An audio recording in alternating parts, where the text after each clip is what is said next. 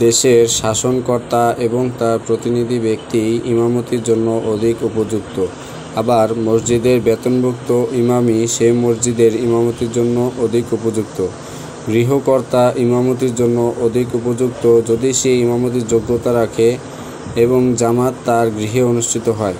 যদি উপস্থিত লোকদের মাঝে এলাকার শাসনকর্তা অথবা তার প্রতিনিধি ব্যক্তি অথবা বেতনভুক্ত ইমাম অথবা গৃহকর্তা না থাকে কিংবা থাকে কিন্তু ইমামতির যোগ্যতা নাই, তবে তাদের মধ্যে যে ব্যক্তি নামাজ শুদ্ধ ও ফাসেদ হওয়ার মাসায়েল সম্পর্কে অধিক অভিজ্ঞ সেই ইমামতির জন্য অধিক উপযুক্ত। তারপর নামাজের মাসায়েল সম্পর্কে জ্ঞাত হওয়ার পাশাপাশি যে ব্যক্তি কুরআন শরীফের বেশি অংশের হাফেজ হবে। তারপর যে ব্যক্তি অধিক পরহেজগার। তারপর যে ব্যক্তি বয়সে বড়।